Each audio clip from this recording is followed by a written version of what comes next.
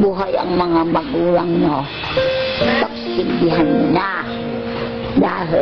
Dahil yun ang pagpapakita ng pagmamahal. At saka siyempre, may utang na loob kayo sa mga magulang nyo. Una muna, ang lola. Tapos nanay na. Dahil kung hindi sa nanay nyo, hindi siguro kayo makapag-aaral.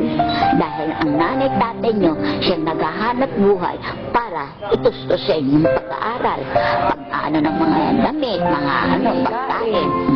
At sa inyo, huwag mawawala yung panalangin. Dahil ako naranasan ko yan.